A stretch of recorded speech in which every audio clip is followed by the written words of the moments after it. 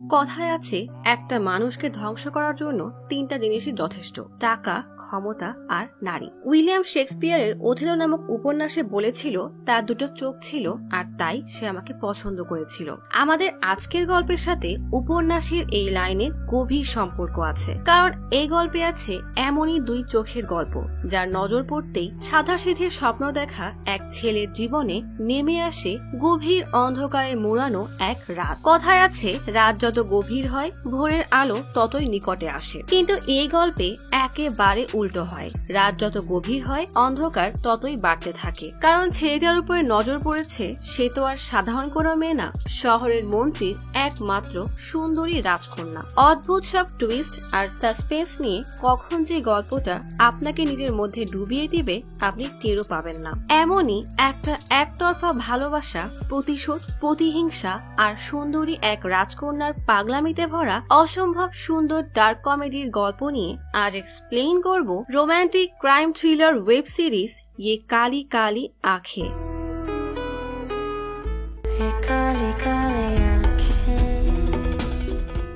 আমার বন্ধু হবে এই কথা যেন একটা আতঙ্কের নাম। হঠাৎ কথাটা শুনতে পেরে উস্কো খুস্কো এক লোক বেশ ভয়ে পেছনে তাকায়। এই লোকটার নাম বিক্রান্ত সিং চৌহান। জন্ম হয়েছিল 19 ডিসেম্বর আর মৃত্যুর তারিখ হয়তো আজই। বিক্রান্ত মাথা উঁচু করে জানালা দিয়ে দেখে কিছু গাড়ি মরুভূমির বালু পেরিয়ে তার দিকেই আসছে। বেশ ভয়ে ভয়ে মেঝেতে থাকা বন্দুক তুলে জানালা দিয়ে উকি দেয়। বিক্রান্তের বাসার আশেপাশে কাটা তার দিয়ে ঘেরা। গাড়ি থেকে কিছু লোক নেমে বাসার আশেপাশে ঘেরাও করে ফেলে। লোকগুলো যার যার পজিশন নিয়ে নেয়। একজন কাঠে জানালায় গুলি ছুটতেই জানালার কাঁচ ভেঙে যায়। সেই ভাঙা জানালা দিয়েই বিক্রান্ত একের পর এক গুলি ছুটতেই থাকে। একটা মানুষকে শেষ করার জন্য তিনটা জিনিসই যথেষ্ট: টাকা, ক্ষমতা আর নারী। টাকার লোভ বিক্রান্তের কোনো কালেই ছিল না, ক্ষমতা সে কখনো দেখাতে পছন্দ করত না, আর বাকি রইল নারী। বিক্রান্ত বলে, হ্যাঁ, মেয়েটার নাম পূর্বা, যে আমার জীবনের ব্যাড লাক। পূর্বা আমাদের গ্রামের রাক্ষস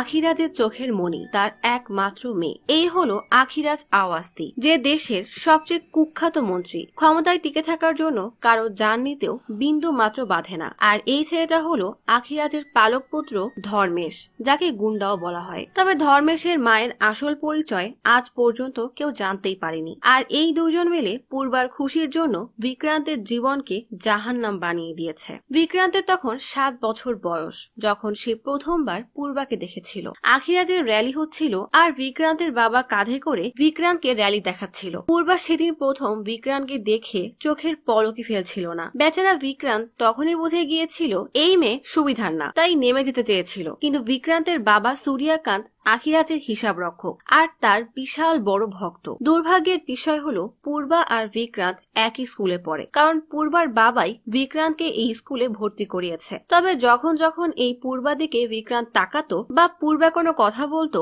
বিক্রান্তের সাথে কোনো না কোনো দুর্ঘটনা অবশ্যই ঘটতো। কখনো টিচারের পাড়া খেত, তো কখনো বল এসে মাথায় লাগতো। বেচারা ভয়ে নিজের চোখ বন্ধ করে বন্ধু গোল্ডেনের সহায়তায় হাঁটা শুরু করলো। কিন্তু গোল্ডেন ছোটবেলা থেকেই মেয়ে দেখলেই হা করে তাকিয়ে থাকতো, তাই বেচারা বিক্রান্ত টিচারের সাথে ধাক্কা খেলে তাকে উল্টা গালি খেতে হতো। এভাবে চলতে চলতে পূর্বা একদিন বিক্রান্তকে একটা চকলেট দিয়ে খেতে বলে। বিক্রান্ত সরল মনে চকলেট খাওয়া শুরু করলে পূর্বা জিজ্ঞেস করে, আমার বন্ধু হবে? বিক্রান্ত মাথা নাড়িয়ে বলে দেয় না। পূর্বা আর কোনো কথা না বলি চুপ করে চলে যায়। আর মজার বিষয় হলো সেদিন বিক্রান্তের সাথে কিছুই হয়নি, মানে কিছুই না। সব অশুভ ছায়া যেন হুট করেই চলে যায়। আর তার কিছুদিন পরেই পূর্বাও এই শহর ছেড়ে দূরে চলে যায়, সাথে তার অশুভ ছায়াও। পূর্বার সেদিন বেজায় মন খারাপ থাকলেও বিক্রান্ত ছিল খুব খুশি। পূর্বা যাওয়ার সাথে সাথেই বিক্রান্তের সুখের দিনে শুরু হয়। কোনো ভয় ছাড়াই সে স্কুলে যায়, সব ক্লাসে টপও করে, আর ধীরে ধীরে তার স্বপ্নের দিকে এগোতে এগোতে ইঞ্জিনিয়ারিং কলেজে ভর্তি হয়। আর বিক্রান্তের বন্ধু গোল্ডেন, সে তো বহু আগেই পড়ালেখাকে ডিভোর্স দিয়ে ছোটখাটো মুভি বানানো শুরু করে। কলেজের প্রথম দিন বিক্রান্তের নজর পড়ে শিখা নামের এক মিষ্টি মেয়ের দিকে। ব্যাস, এরপর থেকেই বিক্রান্ত অপেক্ষায় ছিল কবে শিখা তার দিকে তাকাবে। প্রায় রোমিওর মতো শিখার পিছু করতে থাকে। শিখা অবশ্য বিষয়টা টের পেয়ে যায়, তবুও সে চুপ করে থাকে। একদিন বিক্রান্ত অনেক সাহস করে একটা বাচ্চার হাতে শিখাকে দেখা করার জন্য চিঠি পাঠায়। শিখা চিঠি পড়ে চিৎকার করে বলে, আরে কে সে? সামনে না আসলে দেখা করব কিভাবে? বিক্রান্ত সাহস জুগিয়ে সামনে চলে আসে। ব্যাস, দুজনের রোজ দেখা সাক্ষাৎ শুরু হয় আর ভালোবাসা গভীর হতে থাকে। একদিন বিক্রান্তের কাছে বিলাই থেকে মেইল আসে। সেই খুশিতে বিক্রান্ত শিখাকে কানে দুল উপহার দিয়ে বলে, খুব জলদি চিঠি পেয়ে যাব, তারপর তুমি আর আমি ভিলাইতে ছোট্ট একটা বাসা নেব, আজীবন একসাথে থাকবো। শিখা বলে, কিন্তু তোমার বাবা তো আখিরাজের ওখানে কাজ করে, আর আমার বাবা আখিরাজকে সহ্যই করতে পারে না, তার কি হবে? বিক্রান্ত বলে, আগে চিঠি তো আসুক, তারপর সব ঠিক হয়ে যাবে। দুষ্ট মিষ্টি খুনসুটি করে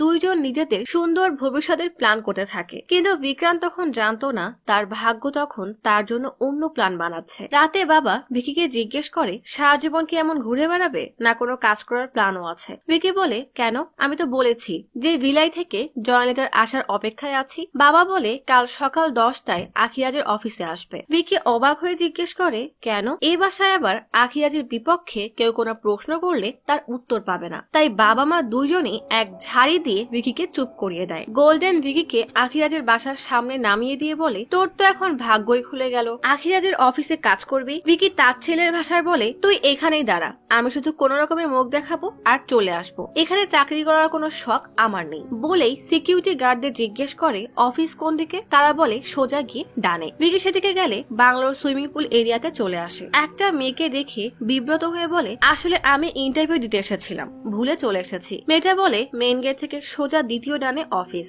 বিক্রান্ত চলে যেতে গেলেই মেয়েটা বলে, 15 বছর 8 মাস 7 দিন পর আবার দেখা হয়ে গেল, ভালো লাগলো বিক্রান্ত। বিক্রান্ত অবাক হয়ে তাকালে মেয়েটা বলে, আমার নাম পূর্বা। তার মানে সেই কালো ছায়া আবারও ফিরে এসেছে। পূর্বা বলে, প্রথম চাকরির জন্য শুভকামনা। ভিকি আর কথা না বাড়িয়ে সোজা অফিসের দিকে হাঁটা দেয়। বাবা ভিকিকে দেখে বলে, কি সব জ্যাকেট পরে আছো, তাড়াতাড়ি এই টাই পরো আর শার্ট ইন করো, আর শোনো, ভেতরে গিয়ে আগে পা ছুবে। বাবার পিছু পিছু ভিকি ভিতরে ঢুকলে দেখে আখিরাজের অফিসে পুলিশের এসএসপি বসা। আখিরাজ তাকে বলছে, আপনারা যে আমার দলের 2 লোককে দিন দুপুরে এনকাউন্টারে মেরে সাধারণ জনতার কাছে কি প্রমাণ করতে চাচ্ছেন যে আমার দলে সব চোরে ভরে গেছে আর পুলিশ রোজ তাদেরকে মারছে? এসএসপি বলে, আপনাকে তো আগেই বলেছিলাম ভূপেন্দার আর ধর্মপালকে নিজের দলে নিবেন না। কয়েকদিন পরে ইলেকশন আর ঈদের কীর্তিকলাপের খবর দিল্লিতে পৌঁছে গিয়েছিল, তাই ওদের থামিয়ে পুলিশদের সম্মান বাঁচাতে এমনটা করতে হলো। আখিরাজ ধর্মেশকে ইশারা করতেই ধর্মেশ বলে, আপনারা তাহলে যান। এসএসপি তার লোকদের নিয়ে চলে যায়। সূর্যকান্ত আখিরাজকে বলে, এ আমার ছেলে বিক্রান্ত, বর্তমানে কিছুই করছে না, তাই আপনি যদি ওকে কোনো কাজ দিতেন। বিক্রান্ত বেশ সাহস নিয়ে বলে, আমি ইঞ্জিনিয়ারিং পড়েছি। আখিরাজ টিটকারি করে বলে, তা AK-47 চালাতে পারো? বিক্রান্ত বলে, না। বাবা বলে, সমস্যা নাই তো, আপনার কাছে থাকলে সব শিখে যাবে। বিক্রান্ত আর সহ্য করতে না পেরে বলে, ভিলাইয়ের এক স্টিল কোম্পানিতে জব হওয়ার কথা চলছে, জয়েন লেটার পেলেই ওখানে গিয়ে বাকি পড়া শেষ করে নিব, আর কিছুই লাগবে না। আখিরাজ বিরক্ত হয়ে সূর্যকান্তের দিকে তাকালে সূর্যকান্ত বেশ লজ্জায় পড়ে যায় আর ভিকিকে নিয়ে বের হতে যায়। ঠিক তখনই পূর্বা আখিরাজকে কল দেয়। আখিরাজ কল কেটে ভিকি আর সূর্যকান্তকে ডেকে জিজ্ঞেস করে, ভিকি, তুমি আর পূর্বা কি একই স্কুলে পড়তে? ভিকি বলে, হ্যাঁ। আখিরাজ জিজ্ঞেস করে, তার যে কোম্পানিতে চাকরির কথা চলছে তার বেতন কত? ভিকি বেশ খুশি হয়ে বলে, 35,000, সাথে থাকার জন্য কোয়ার্টারও দিবে। আখিরাজ বলে, ঠিক আছে, এখানে তুমি 1 লাখ পাবে। বলেই সূর্যকান্তকে বলে, ওকে জুম্বা ক্লাসে বসিয়ে দাও। 1 লাখের কথা শুনে সূর্যকান্ত খুশি হলেও ভিকির মন খারাপ হয়ে যায়, কারণ সে তার স্বপ্নকে ফলো করতে চায়। গোল্ডেন এসব শুনে তো হ্যাবি খুশি, কারণ তার শিখাকে তেমন একটা পছন্দ না। ঠিক তখনই সূর্যকান্ত ভিকিকে ডেকে বলে, এই দেখো কে দেখা করতে এসেছে। পূর্বাকে দেখে গোল্ডেনের খুশি দেখে কে, কিন্তু ভিকির একটুও ভালো লাগে না। পূর্বা বলে, ছোটবেলায় স্কুল থেকে একটা ড্যাম দেখাতে নিয়ে গিয়েছিল, সেই জায়গার কথা মনে আছে? আমাকে ওখানে নিয়ে যাবে? ভিকি বলে, আসলে আমার কাজ আছে। বাবা রেগে বলে, কিসের কাজ? তুই যেখানে চাকরি পেয়েছিস সেটা আগে সামলা। বাবা আর গোল্ডেনের জোয়াজুইতে ভিকির না যে আর কোনো উপায়ও থাকে না। গাড়িতে পূর্বা লাজুক লাজুক দৃষ্টিতে বারবার ভিকিকে দেখছে, কিন্তু ভিকির মন মেজাজ খুবই খারাপ। পূর্বা বলে, মনে আছে আমরা ক্লাস 4 যখন পড়তাম আমি তোমাকে আমার বন্ধু হতে বলেছিলাম, তুমি মানা করে দিয়েছিলে। এখনো তোমার হাসিটা অনেক কিউট। পূর্বা ড্যামের কাছে এসে বলে, জায়গাটা অনেক সুন্দর, চলো একসাথে হেঁটে আসি। ভিকি বলে না আপনিই যান। পূর্বা বলে আপনি না তুমি বলো। ভিকি বলে না আপনি বলবো, কিন্তু পূর্বা জোরাজোরিতে বাধ্য হয়ে তুমি বলে। ভিকি বলে তুমি গিয়ে ঘুরে আসো, আমার পানিতে ভয় লাগে। পূর্বাও একা একাই ঘুরতে চলে যায়। ঠিক তখনই গাড়ি থেকে ড্রাইভার বের হয়ে এসে বলে এই ড্যামের রাস্তা তো আমিও চিনতাম, তবুও সে আপনার সাথে আসতে চাচ্ছিল, তার মানে কিছু একটা তো অবশ্যই আছে। আপনি ডিডিএলজে মানে দিলওয়ালে দুলহানিয়া লে জায়েঙ্গে দেখেছেন না, তেমন একটা পরীক্ষা হয়ে যায়। ওই ড্যামে আর 4 কদম চলার আগেই সে ফিরে আপনার দিকে তাকাবে, তার মানে সে আপনাকে ভালোবাসে। ভিকি অবশ্য এসবে কোনো পাত্তাই দেয় না, তবে কৌতূহলবশত তাকিয়ে থাকে, আর হয়ও ঠিক তাই। 4 কদম চলার আগেই ঘুরে ভিকির দিকে তাকিয়ে হাসি দেয়, তার মানে পূর্বা ভিকিকে ভালোবাসে। ভিকি শিখার কাছে সব শেয়ার করলে শিখা রেগে বলে কেন তুমি মানা করতে পারলে না? আর গোল্ডেন তুমি বলো ওই মেয়ে দেখতে কেমন? গোল্ডেনের তো পূর্বাকে হ্যাভি পছন্দ হয়েছে, তাই সে আরো বাড়িয়ে বাড়িয়ে বলতে থাকে। শিখা এবার বলে আমারই ভুল হয়েছে, ওই শার্মা ছেলেকে বিয়ে করে নেওয়া উচিত ছিল, বলেই রাগ করে দেয় হাঁটা। ভিকি এবার বাসায় এসে বাবাকে সরাসরি বলে দেয় সে এই চাকরি করবে না, আর এই আখিরাজের মধ্যে এমন কি আছে যে তাকে বাবার এত সম্মান করতে হবে? বাবা বলে আমার বুকে 2 বার অপারেশন করিয়েছি, আজ আখিরাজ না থাকলে তোর মাথার ওপরে বাবার ছায়া থাকতো না। ভিকি বলে আমি এত কষ্ট করে ইঞ্জিনিয়ারিং পাশ করে এখন মানুষের নাচ দেখবো, আর আধিরাজের পালতু কুকুর হয়ে থাকবো? বাবা রেগে মাকে বলে এ কি আসলে আমার ছেলে 1 লাখ টাকার চাকরি পাচ্ছে, মকমলের গদি বাদ দিয়ে ও যাবে মানুষের চাকর হতে। ঠিক তখনই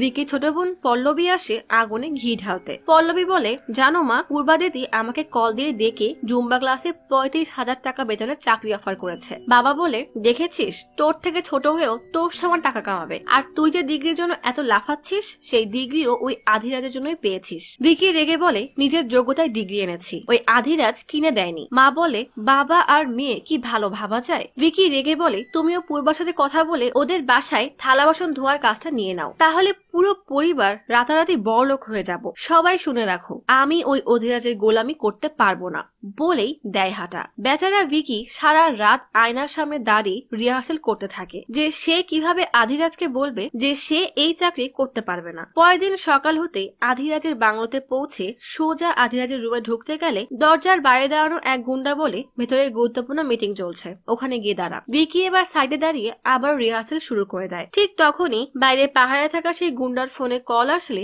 গুন্ডা সাইডে যেতেই সুযোগ পেয়েই ভিকি দরজা খুলে ভিতরে ঢুকে যায়। ভিতরে ঢুকে দেখে আধিরাজ গতকালকে সেই এসএসপি কে ইচ্ছা মতো মারছে। হঠাৎ ভিকি ভিতরে চলে আসায় আধিরাজ বিরক্ত হয়ে জিজ্ঞেস করে তুমি এখানে কেন এসেছো? বাইরে থাকা সেই লোক দৌড়ে এসে বলে এই তো আমাদের অ্যাকাউন্টেন্টের ছেলে। আধিরাজ ভিকিকে জিজ্ঞেস করে কি এমন কাজ যে এইভাবে আসা লাগলো? এসএসপির এই অবস্থা দেখে বেচারা ভিকির গলা দিয়ে কোনো আওয়াজই বের হচ্ছে না। এসএসপি এদিকে বারবার তাকে ছেড়ে দেওয়ার কথা বলছে, তাই আধিরাজ বিরক্ত হয়ে এসএসপি কে ছুরি দিয়ে মারতে গেলে ছুরি সোজা বসে যায় শ্বাসনালীতে, সাথে সাথে এসএসপি মাটিতে পড়ে যায়। আধিরাজ আবারও ভিকির কাছে এসে জিজ্ঞেস করে আরে তোমার সমস্যা কি, বলবে তো এখানে কেন এসেছো? ভিকি ভয়ে কিছু বলতেই পারে না। আপনারাই বলেন, চোখের সামনে একটা মানুষকে এভাবে খুন হতে দেখে কারো মুখ দিয়ে কি কথা বের হওয়া সম্ভব? তবুও অনেক সাহস নিয়ে ভিকি কিছু বলতেই যাবে, ঠিক তখনই ধর্মেশ এসে বলে আরে এ তো মারা গেছে, মানে শ্বাস এখনো চলছে, তবে বেশিক্ষণ বাঁচবে না, এর কি করবেন? আধিরাজ এবার রেগে বলে এর ব্যবস্থা কি আমাকেই করতে হবে? কি করবে করো,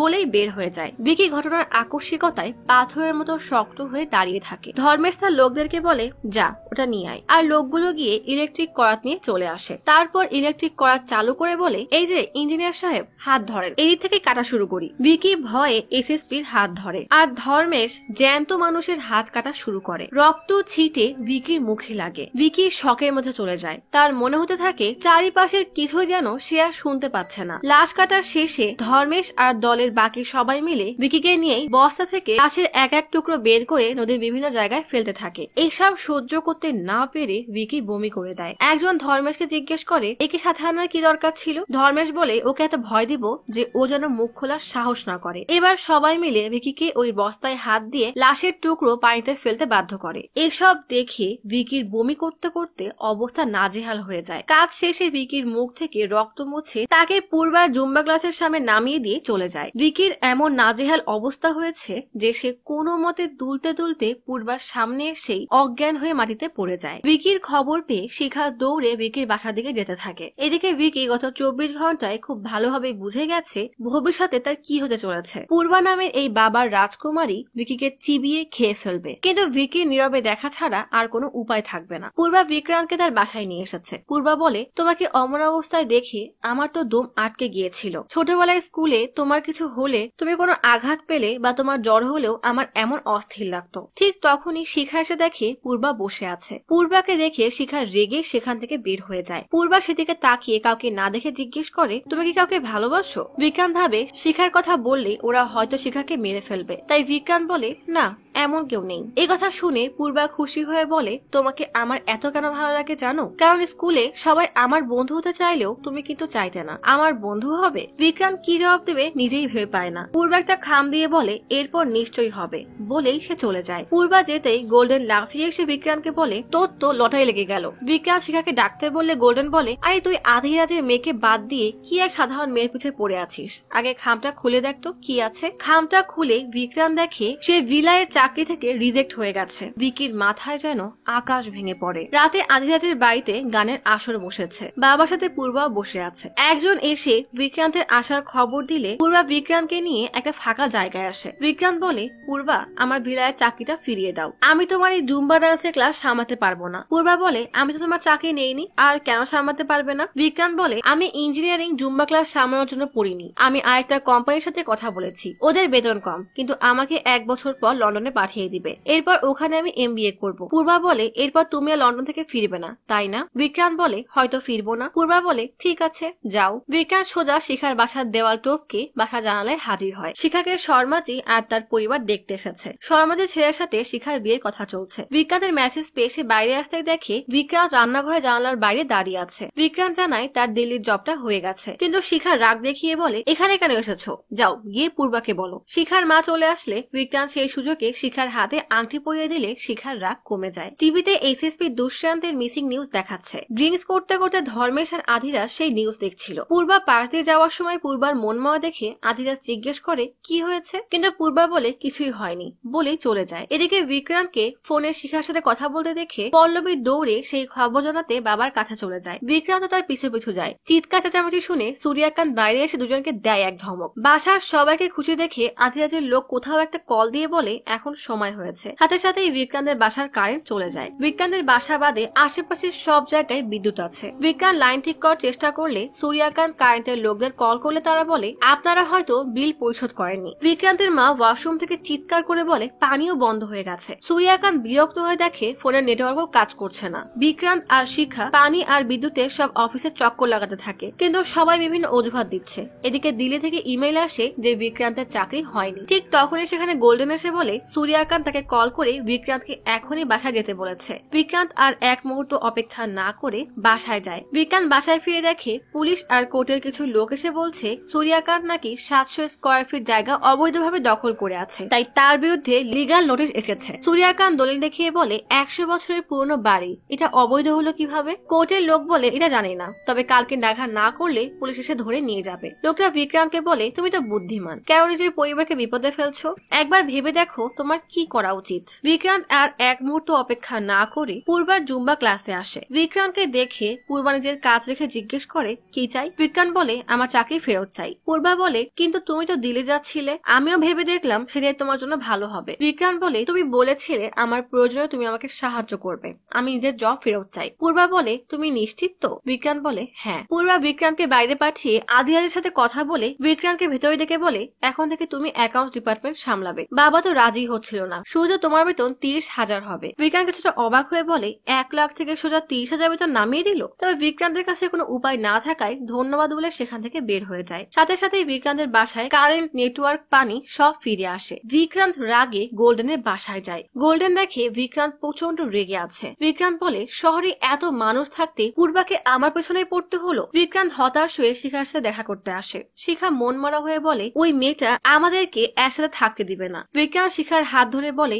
এই আংটি কখনোই খুলবে না। পরের দিন বিক্রান্তের পরিবার খাবার খাওয়ার সময় দেখে টিভিতে SSP নিউজ দেখাচ্ছে। বিক্রান্তের চোখের সামনে আবারও SSPর মার্ডারের সিন ভেসে ওঠে। খবরে বলছে SSP দুষ্যন্ত তার ড্রাইভারকে চলে যেতে বলে নিজেই গাড়ি ড্রাইভ করে নেপাল বর্ডারের দিকে যায়। বর্ডারের পাশেই দুষ্যন্তের গাড়ি পাওয়া গেছে। বিক্রান্ত সেই জায়গায় যায় যেখানে SSPর লাশের টুকরা কেটে নদীতে ফেলেছিল। সেখানে কিছু ছবি তুলে সেটা একটা পেন ড্রাইভে নিয়ে নিউজ চ্যানেল অফিসের সামনে আসে। একটা দোকান থেকে নিউজ চ্যানেলের চিফ এডিটর সুরেশকে কল করে। কল রিসিভ করতেই বিক্রান্ত তাকে কিছু ইনফরমেশন দিয়ে পেন ড্রাইভ কালেক্ট করতে বলে। সাথে সাথেই সুরেশ তার লোক পাঠিয়ে পেন ড্রাইভ নিয়ে আসে। আধিরাজ পূর্বার রুমে এসে দেখে সে নাচ প্র্যাকটিস করছে। কথায় কথায় আধিরাজ বলে, তুমি তো আগে কখনোই কারো চাকরির জন্য এভাবে বলনি। এই ছেলেটা তোমার সাথে একই স্কুলে পড়তো তাই না? পূর্বা লজ্জা পেয়ে টিভি অন করে। সাথে সাথেই সুরেশের একটা প্রেস ব্রিফিং এ সুরেশ বলে, আজ আমার কাছে একটা কল এসেছিল। পরিচয় না জানিয়ে লোকটা বলে এসএসপি দুষ্যন্ত নিখোঁজ নয়, বরং তার খুন হয়েছে। দুষ্যন্তের খুনে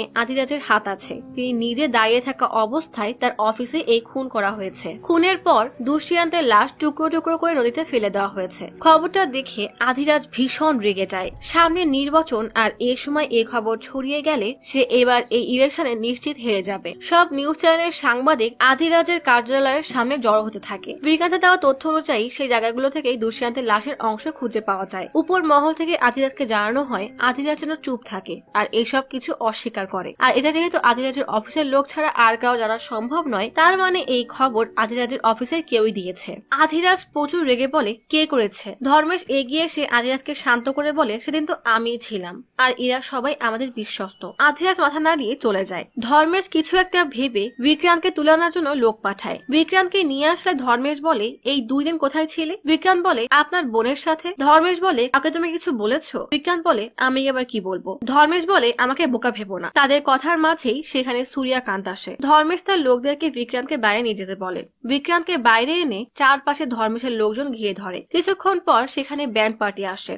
ধর্মেশ সেখানে এসে ব্যান্ড পার্টিকে ইশারা করলেই তারা ব্যান্ড বাজানো শুরু করে। সূর্যকান্ত খুশিতে লাফাতে লাফাতে নিজের ছেলের কাছে এসে জড়িয়ে ধরে বলে, স্যার তার মেয়ের সাথে তোমার বিয়ে দিবে বলে ঠিক করেছে। বিক্রান্তের মাথায় যেন আকাশ ভেঙে পড়ে। সে দেখে দোতলায় বেলকনিতে দাঁড়িয়ে পূর্বা তার দিকে তাকিয়ে মুচকি হাসছে। বাসায় ফিরে বিক্রান্ত সূর্যকান্তকে বলে, আপনি কি এখনো বুঝতে পারছেন না যে এই বিয়েটা একটা রাজনৈতিক চাল ছাড়া আর কিছুই না? সূর্যকান্ত নিজের মুখ মুছতে মুছতে বলে, তোমার এমন কেন মনে হচ্ছে? বিক্রান্ত বেশ রেগে বলে, বাবা, যে এসএসপি খুন হয়েছে সে আমাদের জাতের ছিল, আর খবরটা সব জায়গায় ছড়িয়ে পড়েছে। সব ভোট নষ্ট হয়ে যাওয়ার আগেই নিজের মেয়ের সাথে আমার বিয়ে দিতে চাচ্ছে। এই আধিরাজের জন্য বাকিটা বলার আগেই সূর্যকান্ত ছেলেকে ধমক দিয়ে বলে, ঠিক করে তার নাম নাও, বলো আধিরাজ জি। আর সেটাই বা কেন বলবে? এখন থেকে সে তোমার শ্বশুর হয়, সে তোমার বন্ধু না যে নাম ধরে বলবে। বলেই সূর্যকান্ত বাড়ি উঠানে চৌকির উপরে এসে বসে। পাশেই বিক্রান্তের মা পান বানাচ্ছে।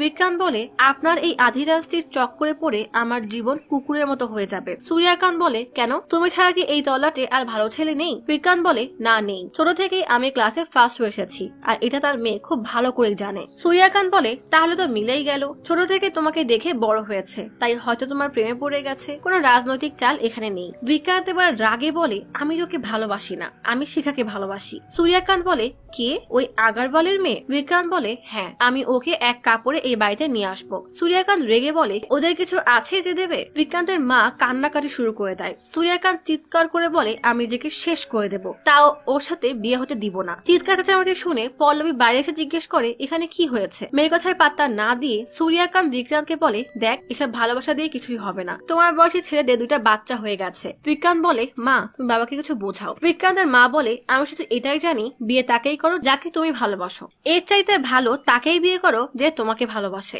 বিক্রান্ত বিরক্ত হয়ে বলে, আরে আমি এই বিয়ে করতে চাই না। ঠিক তখনই ধর্মেশ বলে, কেন করবে না? সবাই দরজার দিকে তাকিয়ে দেখে ধর্মেশ বিয়ের তত্ত্ব নিয়ে এসেছে। ধর্মেশ জিজ্ঞেস করে, বিয়ে করবে না কেন বলছে? সূর্যকান্ত হেসে হেসে বলে, আরে একটু পড়াশোনা করে নিজেকে অনেক জ্ঞানী মনে করছে। ধর্মেশ বিক্রান্তের কাঁধে হাত রেখে বলে, দেখো, বিয়ে তো সেভাবেই হবে যেভাবে আমরা চাই, বুঝেছো জিজু? বিক্রান্ত বেচারা বাধ্য হয়ে মাথা নাড়ায়। ধর্মেশ তার হাতে একটা ব্যাগ দিয়ে বলে, এটা তোমার জন্য। প্রেস থেকে শুরু করে সবার কানে এই বিয়ের খবর চলে গেছে। আপনাদের জীবন হারাম হয়ে যাবে যদি বিয়ে বন্ধ করার চেষ্টা করেন। এমনিতেই এসএসপি মার্ডার কেস নিয়ে এখনো শোরগোল চলছে। সূর্যকান্ত কিছু বলার আগেই ধর্মেশ বলে, ড্রাইভার নিজের দোষ স্বীকার করে নিয়েছে। দুলাভাই আমাদের জন্য অনেক লাকি। বিক্রান্ত ভিতরে গিয়ে টিভি চালিয়ে দেখে নিউজে বলছে আধিরাজের ড্রাইভার সুমন্ত আজাদনগর পুলিশ স্টেশনে এসে সব স্বীকার করে নিয়েছে। প্রুফ হিসেবে তার সাথে এসএসপি ইউনিফর্মও নিয়ে এসেছে। কথা কাটাকাটির জের ধরে ড্রাইভার এই খুন করেছে। আধিরাজের বাসায় বিয়ে তোড়জোড় শুরু হয়ে গেছে। আধিরাজ পূর্বাকে জিজ্ঞেস করে, তুমি খুশি তো? পূর্বা খুশি হয়ে মাথা নাড়ায়।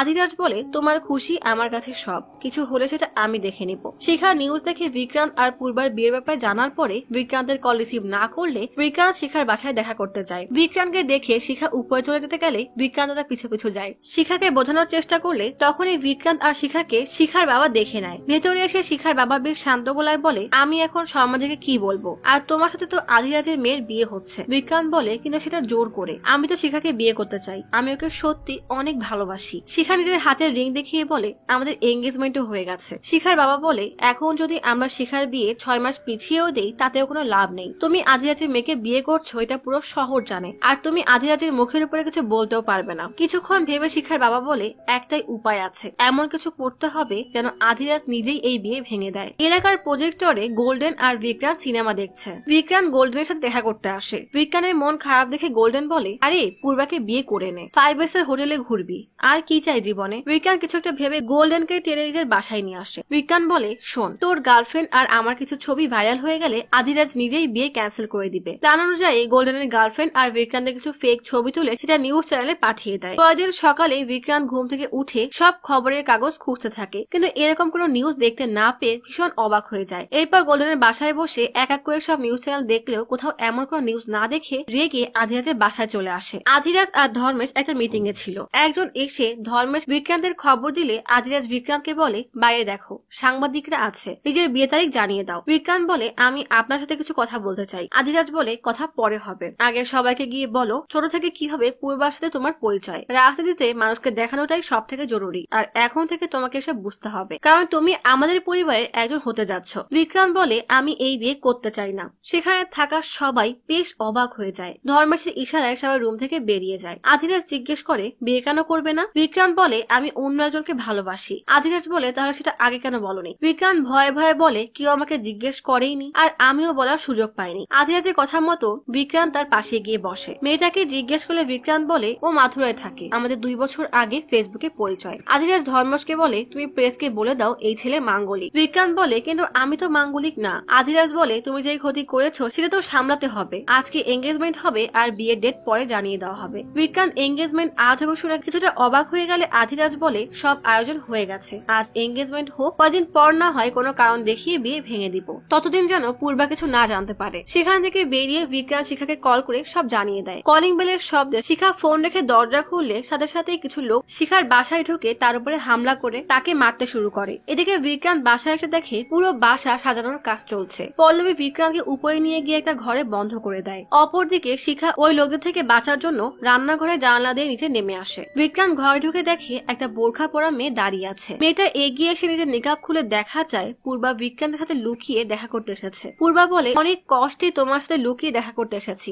আমার জন্য লুকিয়ে আসা অনেক ঝামেলা, তবে এই অনুভূতিটা একেবারেই আলাদা, তাই না? এঙ্গেজমেন্টের দিন সময় মতো চলে আসবে, নয়তো উঠিয়ে নিয়ে যাব। এদিকে শিখা রাস্তায় দৌড়ে পালাচ্ছে আর লোকগুলো তখনও তাকে তাড়া করছে। কিছু দূর যেতেই লোকগুলো তাকে ধরে ফেলে। সন্ধ্যায় এসে গোল্ডেন নিউজ চ্যানেল খুলে দেখায় তোমার বিয়ের খবর তো ভাইরাল হয়ে গেছে। তখনই একটা নিউজে দেখায় নদীর কিনারে একটা মহিলার লাশের টুকরা পাওয়া গেছে। হাতের আংটিটা ভালো করে দেখলেই বিক্রান্ত বুঝতে পারে এটা তার শিখার হাত। বিক্রান্ত দৌড়ে বাসা থেকে বেরিয়ে বাইক নিয়ে নদীর কাছে পৌঁছায়। পুলিশের টিম নদীতে লাশের বাকি টুকরোগুলো খোঁজার চেষ্টা করছে। বিক্রান্ত দৌড়ে এসে পুলিশ ব্যারিকেড ঠেলে ভেতরে গিয়ে ব্রিজ থেকে নদীতে ঝাঁপ দেয়, কিন্তু নদীতে ঝাঁপ দিয়ে বিক্রান্ত নিজেই ডুবে যেতে থাকে। গোল্ডেন ভিকিকে ফলো করতে করতে সেখানে এসে বিক্রান্তকে ডুবতে দেখে নদীতে ঝাঁপিয়ে পড়ে বিক্রান্তকে উদ্ধার করে নিয়ে আসে। বিক্রান্তের পেট থেকে পানি বের করা হলে সে ধীরে ধীরে চোখ খুলে দেখে তার সামনে ধর্মেশ দাঁড়িয়ে আছে। ধর্মেশ ইশারা করলে তার লোকজন বিক্রান্তকে গাড়িতে নিয়ে তাদের বাড়ির উদ্দেশ্যে রওনা হয়। ধর্মেশ খেয়াল করে তাদের পিছু পিছু বিক্রান্তের বন্ধু গোল্ডেনও আসছে,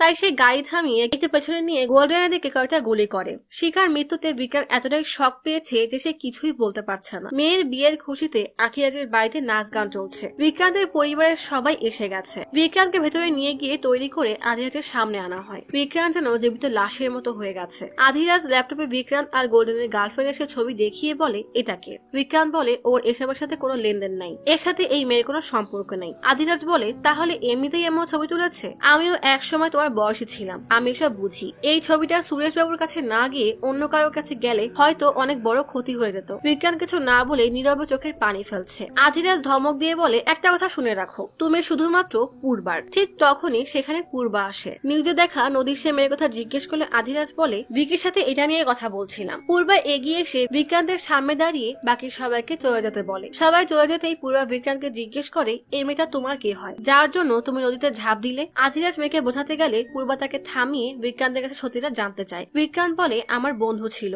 এবার পূর্বা সূর্যকান্তকে ডেকে পাঠায়। সূর্যকান্ত আসলে সবার সামনে জিজ্ঞেস করে সত্যি করে বলো এই বিয়ে কি করতে চাও? বিক্রান্ত টিভিতে দেখানো শিখার হাতের দিকে তাকিয়ে বলে হ্যাঁ, এবার আমি তোমাকেই বিয়ে করতে চাই। বিক্রান্তের জবাব শুনে সবাই খুশি হলেও বিক্রান্তের চোখ দিয়ে পানি পড়তে থাকে। বিক্রান্ত বাড়ি ফিরে ভাবতে থাকে সে গুলি করে ধর্মেশ, আধিরাজ আর পূর্বাকে মেরে ফেলবে, এরপর নিজেও আত্মহত্যা করবে। বিক্রান্ত গোল্ডেনের সাথে দেখা করে একটা বন্দুক আর 4টা বুলেট জোগাড় করতে বলে। গোল্ডেন বলে দেখ আমি তোর জন্য আর বিপদে পড়তে চাই না, সেদিন গুলিটা একদম আমার কাছ দিয়ে বেরিয়ে গেছে, আর এসব করে কোনো লাভও হবে না, নিজের পরিবারের কথা ভাব, নিজের কথা ভাব। বিক্রান্তের মনে পড়ে গোল্ডেনকে গুলি করার সময় সে দেখেছিল ধর্মেশ তার বন্দুকটা গাড়িতেই রাখে। ধর্মেশ বিয়ে শপিং করার জন্য একটা দোকানে গেছে। বাড়িটার লোকজন গাড়ির সাথে দাঁড়িয়ে মোবাইলে কিছু একটা দেখছে। এই সুযোগে বিক্রান্ত গাড়ি থেকে সেই গানটা চুরি করে নেয়। বাসায় এসে ইউটিউবে ভিডিও দেখে বন্দুক চালানোর প্র্যাকটিস করতে গিয়ে ভুলে একটা গুলি চালাতেই সেটা গিয়ে সূর্যকান্তের পেছনে লাগে। হাসপাতালে আধিরাজ আর পূর্বা সূর্যকান্তকে দেখতে এসেছে। ডাক্তার জানায় গুলি বের করা হয়েছে।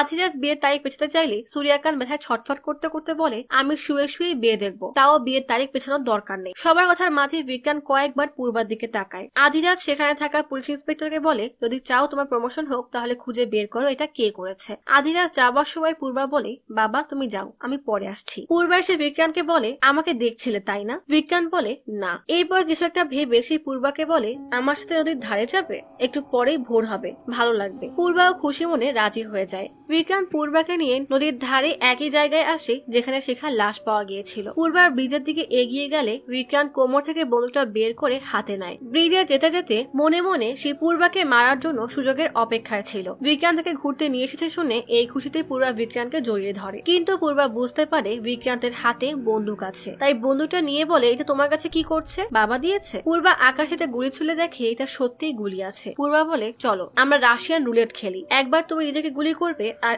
একবার আমি নিজেকে। এই বলে সে নিজেকে গুলি করতে গেলে বিক্রান্ত তাকে আটকায় আর গুলিটা বাইরে লাগে। বিক্রান্ত চাইলেই পূর্বাকে না আটকালেও পারতো, কিন্তু সে এমন করতে পারবে না। দেখতে দেখতে বিয়ের দিন এসে যায় আর অনেক ধুমধাম করে পূর্বা আর বিক্রান্তের বিয়ে হয়ে যায়। বন্ধুরা মিলে বিক্রান্তকে ঘরে দিয়ে আসলে কিছুক্ষণ পরে ধর্মশেষে বিক্রান্তকে আধিরাজের কাছে নিয়ে যায়। আধিরাজ বিক্রান্তকে একটা বন্দুক দিয়ে বলে এটা আমাদের পরিবারের ঐতিহ্য। আধিরাজ থেকে আশীর্বাদ নিয়ে বিক্রান্ত নিজের ঘরে এসে ওয়াশরুমে যায়। আখিরাজের দেওয়া বন্দুকে গুলি ভরে পূর্বাকে মারার উদ্দেশ্যে বাইরে বেরিয়ে এসে দেখে পূর্বা বিছানায় নেই, কিন্তু হাজারো চেষ্টা করে কোনোভাবে সে পূর্বাকে মারতে পারে না। আসলে কাউকে মারার জন্য রাগ আর ঘৃণাই যথেষ্ট না, কাউকে মারতে হলে হিংস্র হতে হয়, কিন্তু বিক্রান্তের দ্বারা হয়তো এমন হিংস্র হওয়া সম্ভব না। তখনই গোল্ডেন বিক্রান্তকে কল করে কিছু একটা বললে বিক্রান্ত দ্রুত গাড়ি নিয়ে গোল্ডেনের বাড়িতে আসে। বিক্রান্ত জিজ্ঞেস করে ও কোথায়? গোল্ডেন বলে উপরে আছে। বিক্রান্ত দৌড়ে উপরে গিয়ে দেখে শিখা ঘুমিয়ে আছে। বিক্রান্ত শিখার কাছে এসে মাথায় হাত রাখতেই শিখা জেগে যায়। বিকে বেচারা, যার কাছে কিছুক্ষণ আগেও জীবনের কোনো মানে ছিল না, শিখাকে দেখার পর তার মনে হয় এখন তার বেঁচে থাকাটা আরো কঠিন হয়ে গেছে। শিখা বিক্রান্তকে দেখে জড়িয়ে ভয়ে কান্না করে দেয়। বিক্রান্ত শিখাকে জিজ্ঞেস করে কি হয়েছিল। শিখা বলে সেদিন গুন্ডারা তাকে প্রায় ধরেই ফেলেছিল, কিন্তু তবুও সে বহু কষ্টে পালিয়ে গোল্ডেনের থিয়েটারে ঢুকে লুকিয়ে যায়। এতদিন সে এখানেই লুকিয়েছিল। আজ যখন গোল্ডেন সে থিয়েটারে বসে একা সিনেমা দেখছিল, তখন শিখা গোল্ডেনের গলা শুনে বাইরে বেরিয়ে আসে। গোল্ডেন প্রথমে ভূত ভেবে ভয় পেলেও পরে বুঝতে পারে শিখা বেঁচে আছে। বিকি হঠাৎ লক্ষ্য করে শিখার হাতে তার দেওয়া আংটি নেই। শিখা বলে সেদিন তাড়াহুড়ায় কোথায় পড়ে গেছে, দেখিনি। শিখা হঠাৎ বিক্রান্তের হাতে রিং দেখে জিজ্ঞেস করে এঙ্গেজমেন্ট হয়ে গেছে। বিক্রান্ত বলে আমাকে জোর করে বিয়েও দিয়ে দিয়েছে। একথা শুনে শিখা অবাক হয়ে বিক্রান্ত থেকে দূরে সরে বলে আমি মা বাবাকে কথা দিয়েছি কালকে দিল্লি চলে যাব। বিক্রান্ত শিখাকে এখানে থাকার জন্য নানাভাবে বোঝানোর চেষ্টা করে। ঠিক তখনই গোল্ডেন দৌড়ে এসে বলে ধর্মেশ তার দলবল নিয়ে চলে এসেছে। বিক্রান্ত শিখাকে বলে তুমি থাকো, আমি জলদি চলে আসবো। শিখা বলে চলো আমরা পালিয়ে যাই। বিক্রান্ত কোন রকমে বুঝিয়ে সুঝিয়ে নিচে নেমে আসে। ধর্মেশ বলে ওখানে আমার বোন অপেক্ষা করছে, আর তুমি তোমার এই বন্ধুর বাসায় কি করছো? বিক্রান্ত বলে একটা কাজ ছিল, হয়ে গেছে, চলো ফিরে যাই। ধর্মেশ বিকিকে আটকে বলে তোমার বন্ধু কোথায়? বিক্রান্ত বলে ও ঘুমাচ্ছে। ধর্মেশ বলে ওর সাথে দেখা করে তারপর যাব। বলে উপরে যেতে গেলে গোল্ডেন নিজেই বেরিয়ে আসে। ধর্মেশ জিজ্ঞেস করে বিক্রান্ত কেন আমার দিদিকে ছেড়ে এখানে আসলো? গোল্ডেন পরিস্থিতি স্বাভাবিক করতে হাসতে হাসতে বলে ও নার্ভাস তো, তাই মোটিভেট করছিলাম। ধর্মেশ রেগে তার লোকদের ইশারা করতে তারা গোল্ডেনকে মারা শুরু করে। বিক্রান্ত বন্দুক বের করে সবাইকে ভয় দেখায়। ধর্মেশ বলে যেটা চালাতে পারো না তা দিয়ে ভয় দেখিয়ে কি লাভ। সাথে সাথেই বিক্রান্ত গুলি করলে গুলিটা ধর্মেশের কানের একদম কাছ দিয়ে চলে যায়। ধর্মেশ আর বিক্রান্ত মুখোমুখি বসে আছে, আর আধিরাজের পাশে পূর্বা বসে আছে। ধর্মেশ বলে এখনো কানের কাছে গুলির আওয়াজ ভাসছে। বিক্রান্ত বলে আমার পরিবারের সাথে যা করেছো এরপর তোমাকে গুলি গুলি করে মারিনি এটাই বেশি। ধর্মেশ রেগে গেলে আধিরাজ তাকে শান্ত হতে বলে। ধর্মেশ গোল্ডেনকে জিজ্ঞেস করে, বিক্রান্ত তোমার বাসায় কেন গিয়েছিল? পূর্বা বলে, মেয়েটাকে। গোল্ডেন বলে, সোনিয়া, আমার ক্লোজ ফ্রেন্ড। আর ভিকি তো আমার সাথে ড্রিঙ্কস করতে গিয়েছিল যেন তার মন হালকা হয়। আধিরাজ ধর্মেশ আর বিক্রান্তকে বোঝায় যে এখন তাদের একটা সুন্দর সম্পর্ক হয়েছে, তাই তারা যেন একজন আরেকজনের সাথে ঝগড়া না করে। বিক্রান্ত গোল্ডেনকে বাসায় রেখে আসার কথা বলে গাড়ি নিয়ে বের হয়ে যায়। গাড়িতে বিক্রান্ত জিজ্ঞেস করে, শিখা কোথায়? গোল্ডেন বলে, আর কত শিখা করবি? ঠিক তখনই রাস্তার মাঝ দিয়ে শিখাকে দৌড়াতে দেখা যায়, আর তার পেছনে আধিরাজের এক লোক দৌড়াচ্ছে। বিক্রান্ত আর পিছু পিছু গাড়ি চালাতে থাকে। শিখা হোঁচট খেয়ে পড়ে গেলে লোকটা ছুরি বের করে শিখাকে মারতে গেলেই বিক্রান্ত লোকটার উপর দিয়ে গাড়ি চালিয়ে দেয়। ঘটনার আকস্মিকতায় তিনজনই ভরকে যায়। সবাই একদম পাথরের মতো শক্ত হয়ে বসে থাকে। নিচ থেকে লোকটা গাড়িতে বাড়ি মারতে থাকে। গোল্ডেন ভয়ে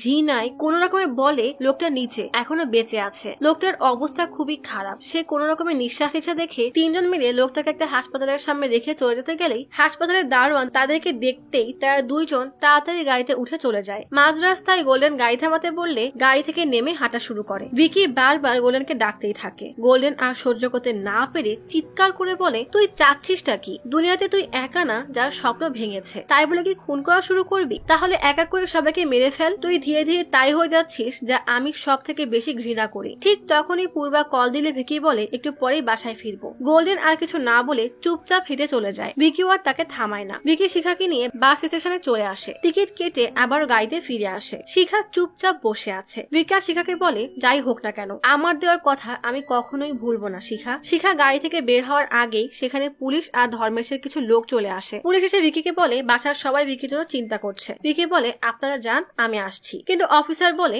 না, আপনাকে সাথে নিয়ে যেতে বলেছে। পুলিশ গাড়ি থেকে কিছুটা দূরে যেতেই ভিকি শিখাকে বলে, আমি যখন বলবো তখন গাড়ি ডিকিতে চলে যাবে। পুলিশ গাড়িতে উঠতেই ভিকি যেতে বলে আর শিখা পেছনে লুকিয়ে পড়ে। বিজ্ঞান গাড়ি নিয়ে পূর্বাদের বাড়িতে ফিরে আসে। গাড়ির চাবি পাহাড়ে থাকা লোকদের একজনের হাতে দিয়ে ভেতরে চলে যায়। শিখা ডিকিতে থাকা চাদর গায়ে জড়িয়ে চুপ করে শুয়ে থাকে। বিজ্ঞান ফিরতেই পূর্বা ভিকির কাছাকাছি আসার চেষ্টা করে, কিন্তু বিজ্ঞানের গম্ভীর চেহারা দেখে জিজ্ঞেস করে, কি হয়েছে? মেয়েটাকে ভুলতে পারোনি তাই না? ঠিক তখনই একটা কল আসলে পূর্বা কল রিসিভ করে বলে, আমি এখনই আসছি। এই সুযোগে পূর্বাকে এড়িয়ে যেতে বিক্রান্ত ওয়াশরুমে ঢুকে পড়ে। কিছুক্ষণ পর রেডি হয়ে বিক্রান্ত আর পূর্বা শিখার সেই গাড়িতে করে ফার্ম হাউসে যাওয়ার জন্য রওনা হয়। ঠিক তখনই সেখানে একটা অ্যাম্বুলেন্স আসে দেখে পূর্বা গাড়ি থামাতে বলে। বিক্রান্ত এগিয়ে এসে দেখে সেই লোকটার লাশ, যাকে গতরাতে সে গাড়ি চাপা দিয়েছিল। লাশ দেখে পূর্বার সেফটির জন্য আধি রাস্তাকে ভেতরে যেতে বলে আর লোকদেরকে বলে, ওর এই অবস্থা কে করলো খুঁজে বের করো। একজন বলে, সিদ্ধেশ্বরের লোক হয়তো করেছে। তারা ভাবছে আমরা বিয়ে নিয়ে ব্যস্ত, এই ফাঁকে আমাদের ক্ষতি করবে। সবাই রাগি গজগজ করতে করতে চার গাড়ি ভরে বেরিয়ে পড়ে। এর মাঝে একটা গাড়িতে শিখা ছিল। শিখাকে সব থেকে উদ্ধার করতে বিক্রান্ত একটা গাড়িতে উঠে পড়ে। সিদ্ধেশ্বরের ডেরার কাছে আসতেই দুই পক্ষের মাঝে গোলাগুলি শুরু হয়ে যায়। ধর্মের সহ প্রায় অনেকেই আহত হয়। সুযোগ বুঝে বিক্রান্ত কোন রকমে সবার থেকে লুকিয়ে শিখাকে সেই গাড়ির দিকে থেকে বের করে বাস স্টেশনে নিয়ে আসে। ভিকি বলে, তুমি এখানে অপেক্ষা করো, আমি আগে সব দেখি তারপর বের হবে। শিখা আর সহ্য করতে না পেরেই হুট করে বের হয়ে গেলে ভিকি কোন রকমে তাকে ধরে দুই গাড়ির মাঝে আটকে রাখে। শিখা কান্না করতে করতে বলে, কেন বিয়ে করতে গেলে তুমি? বিক্রান্ত বলে, আমি ভেবেছিলাম ও তোমাকে খুন করেছে, প্রতিশোধ নেওয়ার জন্যই বিয়ে করেছিলাম। শিখা রেগে বলে, আমি সত্যি সত্যি মরে গেলে ভালো হতো বলেই সোজা গিয়ে বাসে ওঠে। ভিকি দূর থেকে তার ভালোবাসাকে দেখতে থাকে। বাস চলে যেতে ভিকি ফিরে এসে শুনতে পায় গোলাগুলিতে তিনজন মারা গেছে আর ধর্মেশের পায়ের পাশ দিয়ে গুলি ছুঁয়ে বের হয়ে গেছে। ভিকি ফ্রেশ হয়ে ওয়াশরুম থেকে বাইরে বের হতেই পূর্বা তার পাশে এসে বসে। পূর্বা তার পাশে এসে বসে জিজ্ঞেস করে, আমাকে তুমি ভালোবাসো? বিক্রান্ত মাথা নাড়িয়ে বলে, হ্যাঁ। পূর্বা নিজের মোবাইলে একটা ছবি বের করে দেখিয়ে বলে, তাহলে এটা কি? ছবিটাতে শিখাকে সে যখন বাসে তুলতে গিয়েছিল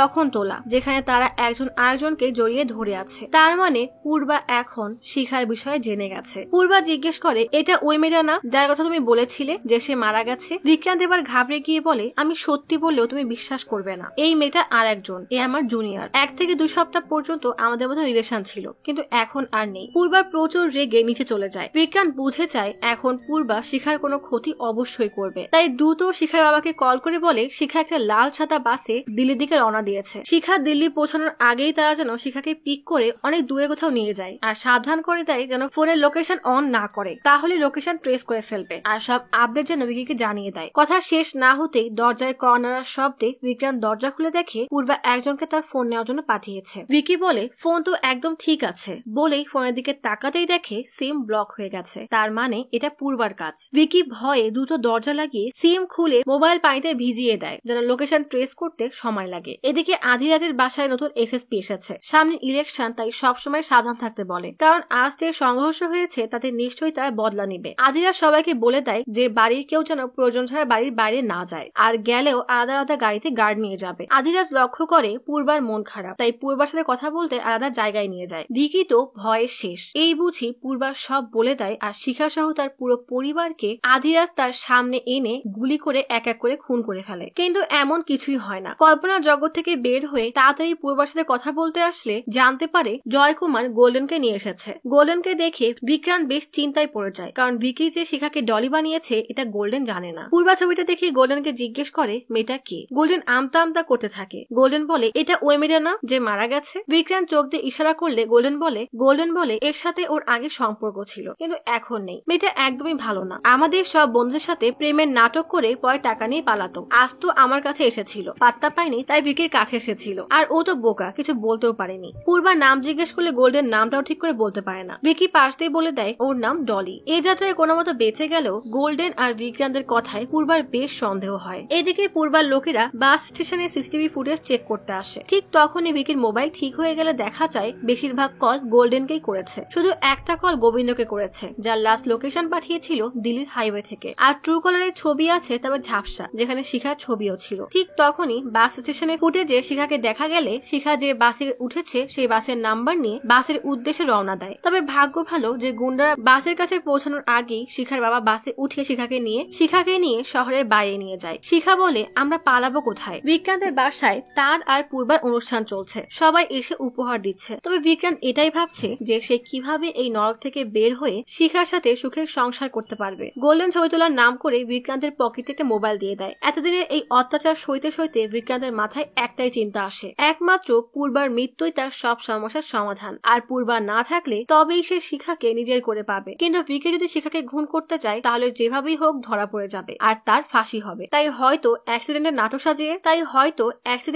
সাজিয়ে নয়তো অন্য কাউকে দিয়ে পূর্বাকে মারতে হবে, তাহলে বিক্রান্তকে কেউ ধরতে পারবে না। ঠিক তখনই ভিকির মাথায় আসে ডার্ক ওয়েবের প্ল্যান, যেখানে খুন করার জন্য খুব সহজেই লোক পাওয়া যাবে। যেই ভাবা সেই কাজ। দ্রুত উপরে একটা রুমে গিয়ে দরজা আটকে ল্যাপটপ খুলে বসে আর ডার্ক ওয়েব নিয়ে রিসার্চ করতে থাকে। তবে এত সহজে ডার্ক ওয়েবে ঢোকা সম্ভব না, তাই বিক্রান্ত তার কলেজের বন্ধু মুস্তাককে কল করে তাদের কলেজের সিনিয়র গাদ্দার ঠিকানা নেয়, যাকে ফাইনাল ইয়ারে পুলিশ ডার্ক ওয়েবের কাজ করার জন্য ধরে নিয়ে গিয়েছিল। বিক্রান্ত নিচে যেতে যাচ্ছিল, ঠিক তখনই বিক্রান্তকে খুঁজতে খুঁজতে পূর্বা সেখানে আসে। বিক্রান্ত বলে গোল্ডেনকে হাসপাতালে নিয়ে আবার ব্যান্ডেজ করাতে হবে বলেই বিক্রান্ত গোল্ডেনের বাসায় আসে। এরপর পূর্বা সব গার্ড থেকে লুকিয়ে বাসার ছাদ থেকে পালিয়ে গাদ্দার সাথে দেখা করতে চলে যায়। শিখা তার বাবা মায়ের সাথে যেই বাড়িতে উঠবে তার লোকেশন জানার জন্য গুগল ম্যাপ অন করে। সাথে সাথেই পূর্বার দুই লোক থাপা আর কালীকান্তের কাছে শিখার লোকেশন পৌঁছে যায়। শিখাকে ধরার জন্য তারা রওনা হয়। এদিকে বিক্রান্ত গাদ্দারকে বলে আমি তোমার কলেজের জুনিয়র ছিলাম। গাদ্দার জিজ্ঞেস করে লোকেশন কোথায় পেলে। ভিকি বলে জবে বলেছে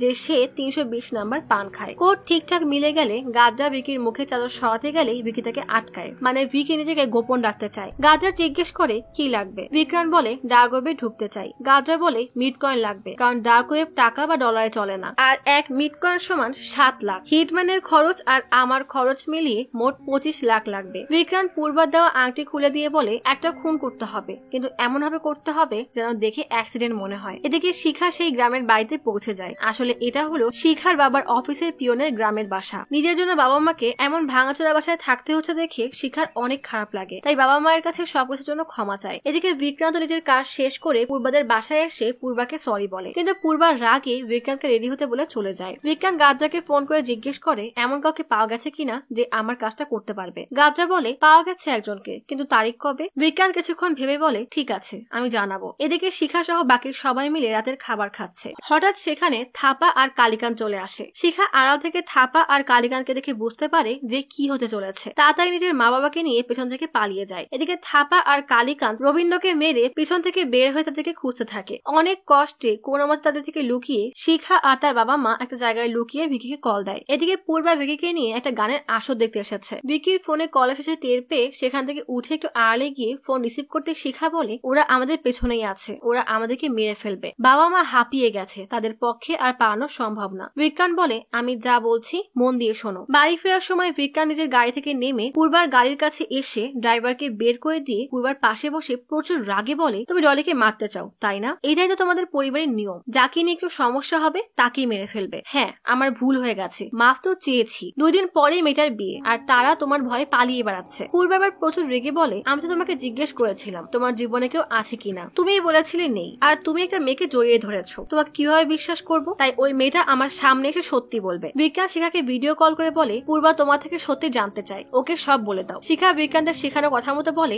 আমি অনেক বড় ভুল করে ফেলেছি দিদি, আমাকে মাফ করে দিন, আমার 2 দিন পরেই বিয়ে, আমি আর কখনো আপনাদেরকে নিজের ছায়াও দেখাবো না। এই বলে শিখা কাঁদতে কাঁদতে বারবার ক্ষমা চায়। পূর্বার মন নরম হলে সে নিজের লোকদেরকে কল দিয়ে ফিরে আসতে বলে। বিজ্ঞান গাড়ি থেকে নেমে আবার নিজের গাড়িতে ওঠে। বিজ্ঞান ক্লান্ত হয়ে ওয়াশরুমে বসেছিল, ঠিক তখনই গাদ্দার একটা ভয়েস মেসেজ আসে। গাদ্দার জানায় একজনকে পাওয়া গেছে যে অনেক ভালো কাজ পারে, তবে 10 মিনিটের মধ্যে জানাতে হবে কবে মারতে হবে, নির্বাচনের সময় পরে আবার নাও পেতে পারে। বিজ্ঞান ঘড়ির দিকে তাকিয়ে কিছু একটা ভেবে বাইরে বেরিয়ে এসে দেখে পূর্বা মন খারাপ করে দাঁড়িয়ে আছে। বিজ্ঞান পূর্বার পাশে দাঁড়ালে পূর্বা বিকির কাছে ক্ষমা চায়। বিজ্ঞান বলে, ওসব ভুলে যাও, বলে নিজের ঘড়ির দিকে তাকিয়ে বলে, তোমার ভোপালের প্রোগ্রাম কবে? পূর্বা বলে 16 তারিখ। বিজ্ঞান বলে, ঠিক আছে, আমিও তোমার সাথেই যাব। বলেই সে চলে যেতে গেলে পূর্বা বিজ্ঞানকে জড়িয়ে ধরে। পূর্বাকে জড়িয়েই বিজ্ঞান গাদ্দাকে মেসেজ করে জানিয়ে দেয় 16 তারিখ ভোপাল, অর্থাৎ 16 তারিখেই পূর্বাকে মরতে হবে। গাদ্দাও সেটা কনফার্ম করে নেয়। পূর্বা জিজ্ঞেস করে ডলির বিয়ে কবে? বিজ্ঞান বলে 16 তারিখ, যেন পূর্বা শিখার সাথে দেখা করতে না চায়। পূর্বা বলে,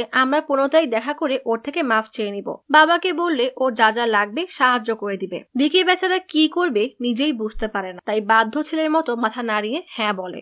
আজ 12 জুন। শিখা এখন বিলাসগঞ্জের এক হোটেলে বাবা আর মায়ের সাথে লুকিয়ে আছে। ভিকি সুযোগ বুঝে শিখাকে কল দিয়ে বলে, পূর্বা তোমার বিয়েতে আসতে চাচ্ছে, তুমি এক কাজ করো, ডলির নামে একটা বিয়ের কার্ড বানিয়ে আমাকে পাঠাও। শিখা এবার প্রচুর রাগ হয়ে যায়, তাই বিরক্ত হয়ে জিজ্ঞেস করে, কার্ডে ডলির পাশে কার নাম লিখবো সেটাও বলে দাও, আর বাবা মাকে কি বলবো? যেই ছেলের জন্য আমরা নিজেদের জীবন হাতে নিয়ে পালিয়ে বেড়াচ্ছি সে নতুন এক প্ল্যান বের করেছে।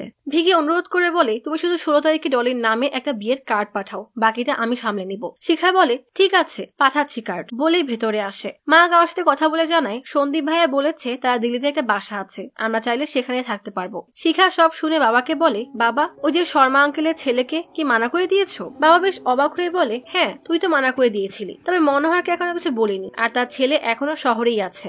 অর্থাৎ ভিকির অবস্থা এখন আমও যাবে ছালাও যাবে। যেই শিখাকে পাওয়ার জন্য খুন করতে যাচ্ছে সেই শিখাই হার মেনে অন্য কাউকে বিয়ে করার প্ল্যান করছে। এদিকে ভিকি আরামে শুয়ে শুয়ে ভাবছে যে তার কাছে 2টা পথ, একটা 15 তারিখের আগে পূর্বাকে নিয়ে শিখার সাথে দেখা করতে যাওয়া, কিন্তু শিখার বাসায় গিয়ে পূর্বা সত্য জানতে পারলে নিজেই শিখাকে খুন করবে, নয়তো রাস্তায় যাওয়ার পথেই শিখাকে গাড়িতে খুন করিয়ে কয়েক মাস শোক পালন করতে হবে। তারপর সুযোগ বুঝে আধিরাজ আর ধর্মেশকে খুন, ব্যাস, তারপর শিখাকে প্রপোজ আর সুখে শান্তিতে সংসার। অর্থাৎ পূর্বাকে 15 তারিখের আগেই মরতে হবে। কিন্তু সমস্যা হলো হিটম্যান জানায় যে নির্ধারিত তারিখের আগে মারতে হলে এক্সট্রা টাকা লাগবে। ভিকি বলে, আমি টাকার ব্যবস্থা করে জানাচ্ছি। কথা শেষ করার আগেই পূর্বা এসে ফোন নিয়ে নেয়। ভিকি বেচারা তো ভয়ে শেষ, তবে ভাগ্য ভালো পূর্বা কিছু টের পায় না। এদিকে শিখাদের হোটেলের হঠাৎ দরজায় কেউ আসলে শিখা ভয়ে ভয়ে দরজাটা খুলে উকি দিয়ে দেখে পুলিশ এসেছে। অফিসার জানায় সে গোবিন্দের গাড়ি দিতে এসেছে। শিখা বাইরে দাঁড়িয়ে থাকা গাড়ি আর পুলিশের গাড়ি দেখে নিশ্চিত হয়ে বাবাকে দরজা খুলতে বলে। অফিসার কাগজ দিয়ে বলে, এখানে সাইন করে গাড়ি বুঝে দেন। কিন্তু বাবা সাইন করতে গিয়ে দেখে কাগজে লেখা